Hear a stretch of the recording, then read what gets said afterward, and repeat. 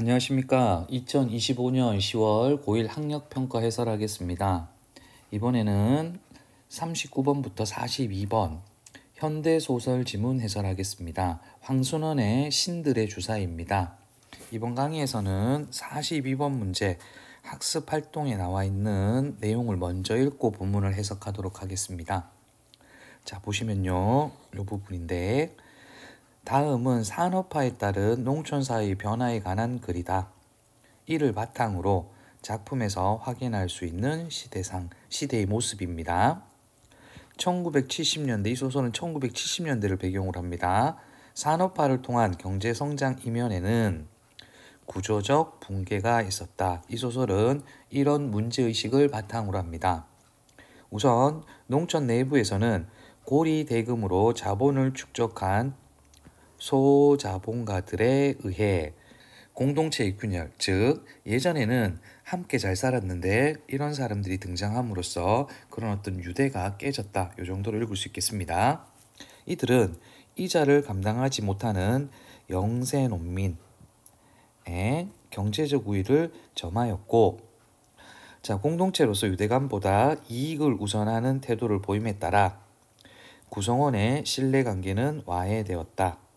한편 도시 자본의 유입으로 중개인을 통해 가속화되어 농촌의 토지는 헐값에 계약되었고, 농촌 소자본가는 자본의 논리만을 따르는 도시 자본의 거래 조건에 예속되는 등 도시 자본의 하부 기제로 전락하였다 했습니다. 자, 내신 대비 때문에 듣는 학생이 많기 때문에 미리 이야기하겠습니다. 여기서 소자본가는 두식영감입니다. 이게 크게 두 부분으로 나뉘죠. 앞부분은 두식영감이 영세농민 누구죠? 충기를 집을 압류하는 과정이 나옵니다. 그리고 뒷부분에 가면 아이러니하게도 이 두식영감이 중개인 강씨, 강사장의 도시자본 거래 조건에 피해를 보는 대상이 됩니다. 자, 그래서 요거를 여러분이 미리 알고 작품을 읽었으면 좋겠습니다. 본문으로 가보겠습니다. 자, 이 작품은 황순원이 지었고요. 자, 그리고 제목이 신들의 주사입니다. 자, 우리 보기를 미리 읽어서 이 소설이 70년대 소설인 걸 압니다. 자, 황순원 소설은 50년대 소설이 시험에 잘 나오죠. 하지만 이 작품은 70년대입니다. 자, 그리고 황순원 소설은 그렇게 어렵진 않는데 말이 좀 어렵습니다. 이분이 저기 북한에서 월남한 이유도 있고요. 또 이렇게 시대가 지금하고 달라서 말이 조금 잘 안 읽히는 그런 경우가 좀 있습니다. 자, 그 다음에 신들의 주사위.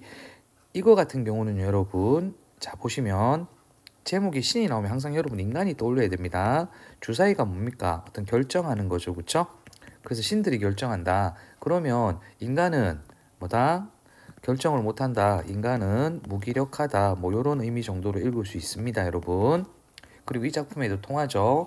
이 소설은 장편 소설입니다. 그래서 여러 가지 측면으로 또 갈등도 여러 개가 나오지만 이 지문만 바탕으로 이야기했을 때는 어떤 산업화에 따른 농촌 사회의 구조적 붕괴, 이런 것들을 중심으로 한번 읽어보겠습니다. 70년대 이야기했고요. 산업화 이야기했고요. 그리고 소자본가, 두식영감이죠. 영세농민, 도시자본, 중개인 강사장, 그리고 공동체의 균열, 이런 것들 여러분 알아두시면 좋겠습니다. 자, 조금 빨리 읽겠습니다. 자, 시작부터 대화가 나옵니다. 홍말이다. 어떤 친구가 못 살게 돼서 집 같은 걸 맡긴다 치자. 그럴 경우 너는 맡겠니 안 맡겠니 했습니다. 자, 한영은 인물이죠. 할아버지의 심중을 알 수 있어서나 가만히 있었다. 자, 요것만 봤을 때 한영은 약간 신중한 스타일입니다. 홍말이다. 남이 그런 경우에 집을 맡았다고 하면 넌 어떻게 생각하겠니? 잘한 일이라고 생각하겠니? 잘못한 일이라고 생각하겠니? 한영은 할아버지와 손자의 대화입니다. 대답이 뻔했으나 대답하지 않았다. 신중하다고 했습니다. 니까짓게 뭘 알겠다고 묻는 내가 틀렸다. 대답을 안 하니까 두식 영감은 할아버지입니다. 잠시 딱 입을 꽉 다물고 있다가 너 쌀 두어 말 퍼가지고 가서 걔네 빚진 돈 얼마고 별리 이자입니다. 얼마군 얼마고죠. 갚을 날짜는 언젠지 소상히 알아갖고 와라. 자, 요거 보시면 앞의 내용을 여러분 잘 모르겠지만 지금 도와주는 것 같아요. 손자가 부탁을 해서. 자, 요 대화만 가지고 어떤 상황인지 정확하게 모르는 게 정상입니다. 근데 우리 미리 공부했기 때문에 압니다. 손자 부탁 때문에 그 친구를 도와주는데 도와주는 척 하면서 다 따지죠. 그죠? 계산적이고 그 다음에 손익을 중시 여기는 인물입니다. 손익은 손해와 이익이죠.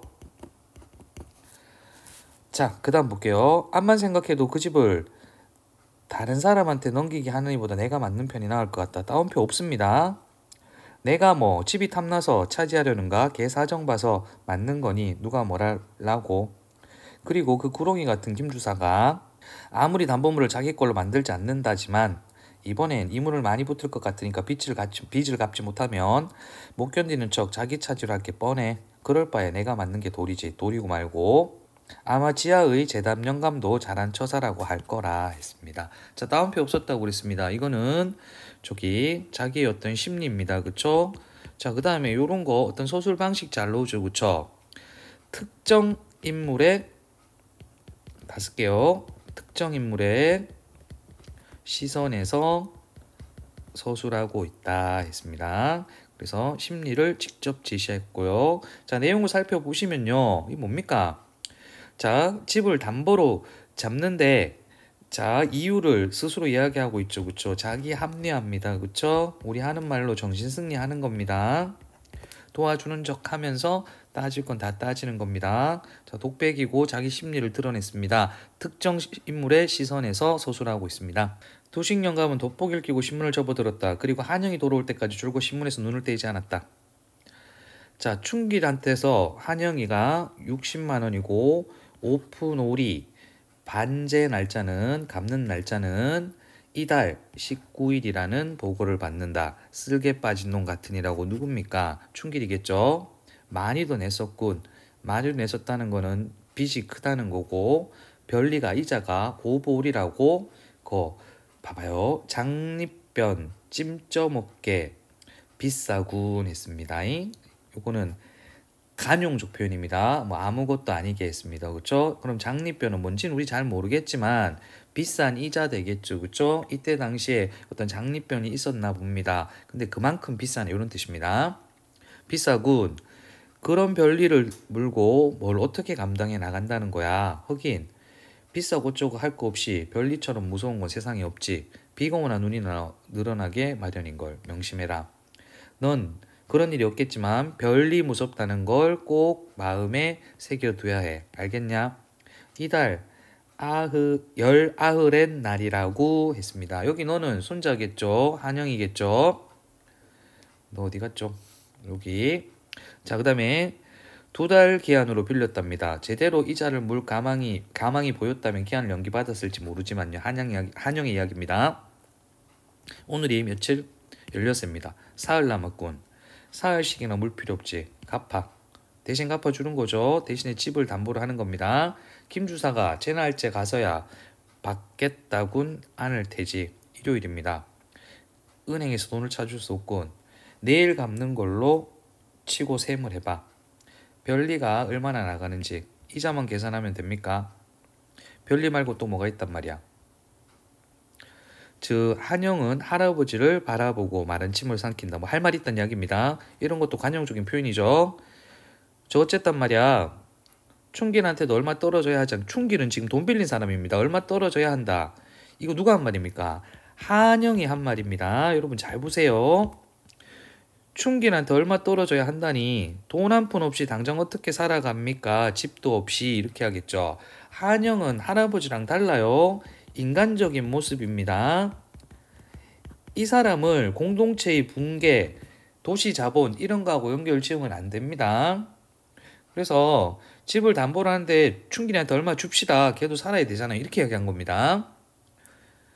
그럼 우리가 먹여 살리기라도 해야 한다는 거니 했습니다. 이기적이죠. 그 다음에 남의 어려움에 관심이 없습니다. 걔한테 돈 한 푼 없는 건 당연해. 또 자기 합리화하는 겁니다.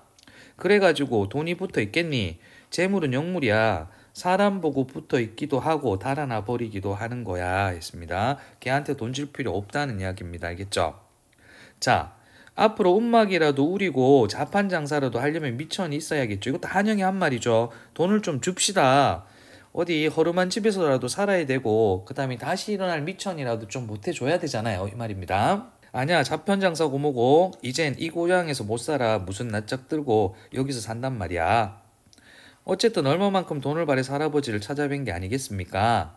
집 넘어가는 거야 그냥 내버려 둬도 넘어가는 거 아니겠습니까? 집은 어차피 없어진 거고 먹고 살 수 있을 정도는 해줍시다 이런 이야기입니다. 자, 그 다음 여러분 여기서 우리 문제에서 보면 기억부터 미음까지 밑줄 친 부분이 전부 할아버지와 한영의 대화에서 나옵니다. 그거 미리 이야기하고 갈게요. 기억은 자 한영이가 춘길이한테 돈을 좀 주자 이렇게 이야기한 겁니다. 그리고 요게 니은이었습니다.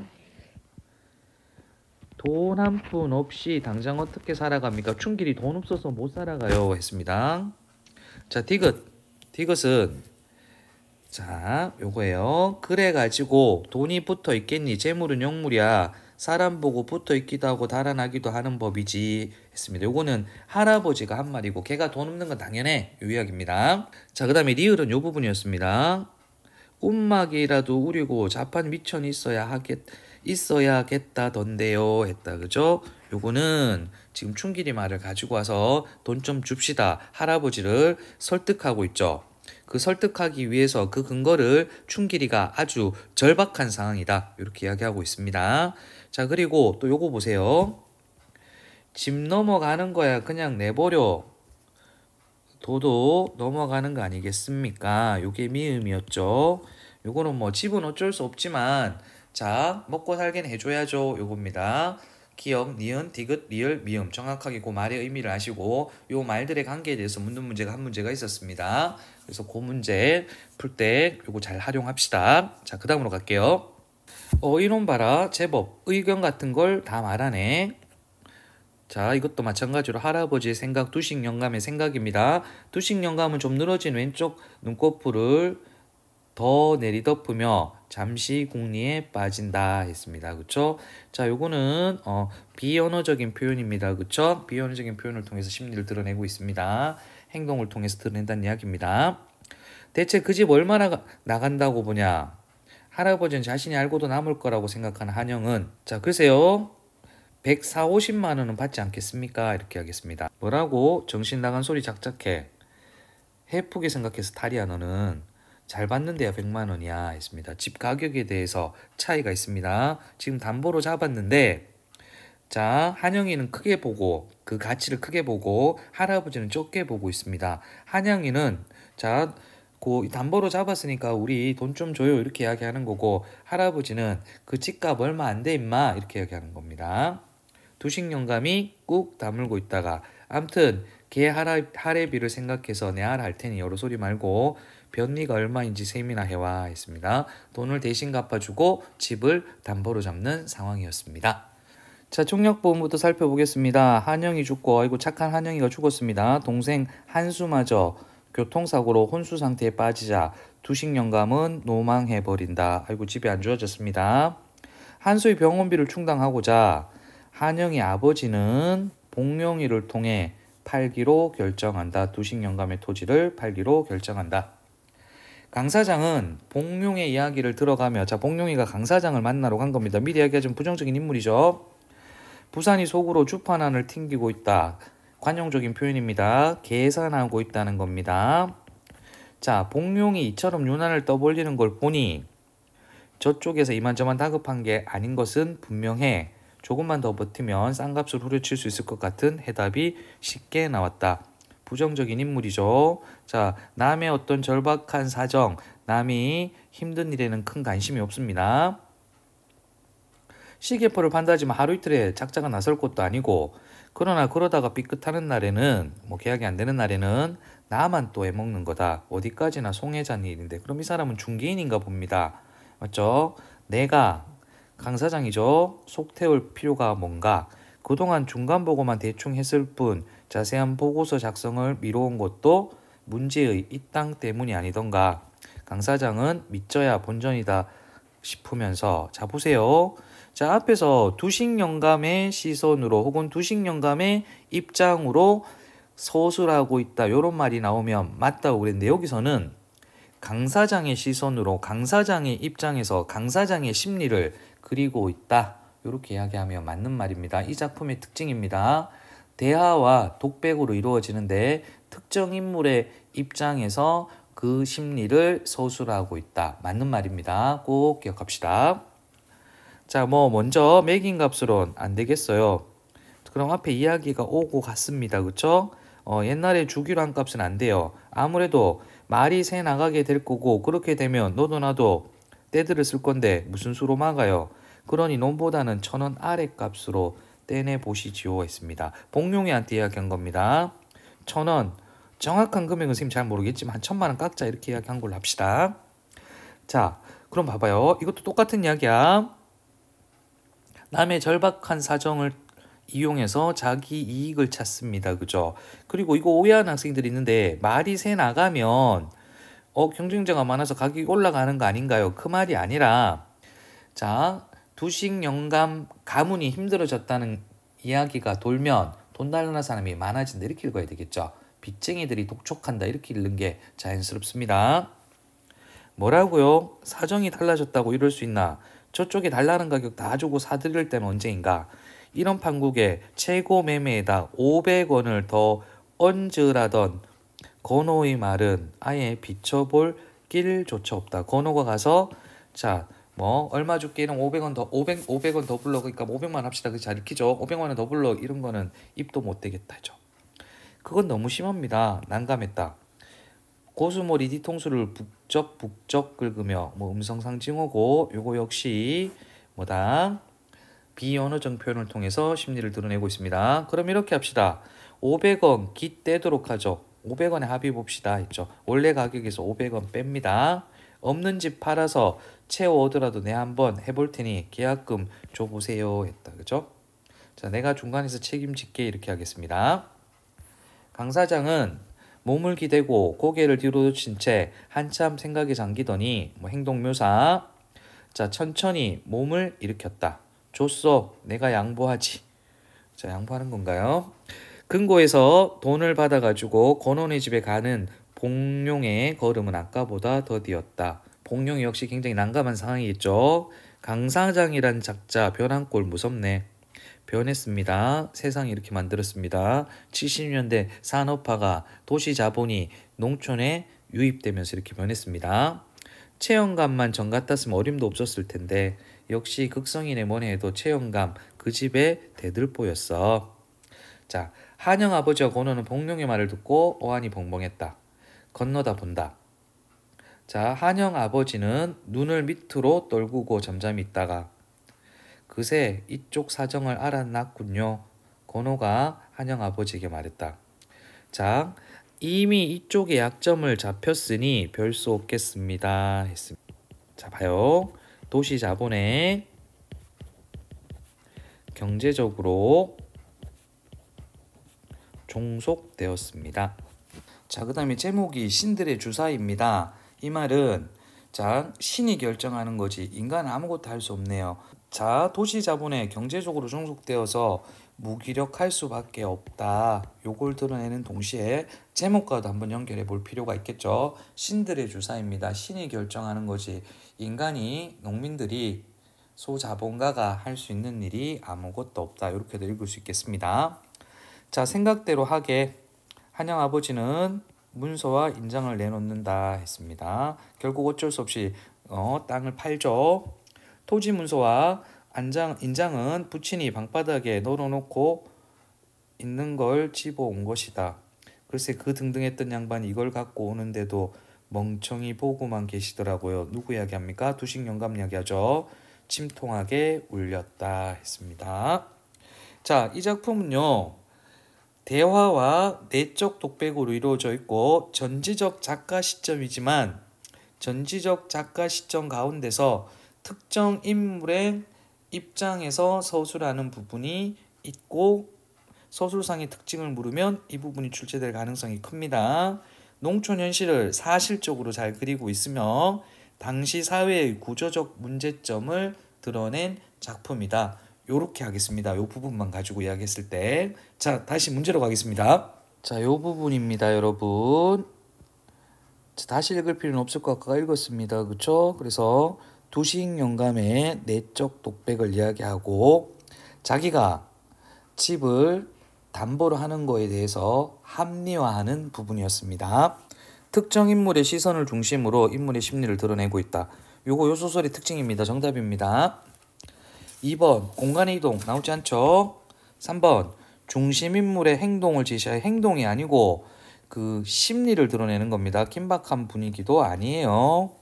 동시에 진행되는 사건, 이런 건 여러분 사건이라고 그랬을 때 어떤 갈등을 한번 두 개 찾으려고 S라고 그랬고 그 다음에 동시에 진행하는 것 자체가 없습니다. 상반된 태도도 없어요. 외향적 특징도 없죠. 쉬운 문제죠. 자, 40번 문제 조금 복잡한 문제죠. 요거는 아까 읽으면서도 이야기했는데요. 선생님이 다시 한번 정리해 볼게요. 기억에는 춘길이에게 떨어지는 게 있어야 한다. 즉 춘길이에게 돈 좀 줍시다. 한영의 이야기였습니다. 니은은 춘길이가 돈이 없으면 못 산다. 이런 내용이었죠. 선생님 좀 바꿨습니다. 디귿은 춘길이가 돈이 없는 건 당연하다는 이야기였습니다. 두식 영감의 이야기였습니다. 자, 그리고 리을은요. 미천이 있어야지 된다는 이야기야. 그래서 뭐죠? 장사를 할 수도 있고 운막이라도 지을 수 있다고 그랬고요. 미음에서 다시 한영이가 뭐라고 그랬나요? 집이 없어지는 거는 당연한 거 아닙니까? 집은 어차피 없어질 거니까 살아야 돼요. 이렇게 하겠습니다. 자, 기억은 리을에 드러난 바람이 상대 누구죠? 할아버지죠. 수용되기를 바라는 마음이다. 맞죠? 디귿은 두식 영감 이야기입니다. 기억에 담긴 의견에 동조하지 않는다는 뜻이다. 맞죠? 걔가 가난한 건 당연하다고 그랬습니다. 자, 디귿은 니은에 담긴 문제 상황에 자기가 관여하지 않겠다. 맞죠? 자, 그 다음에 미음은 니은에 나타난 의문. 니은 일단 의문이 맞나요?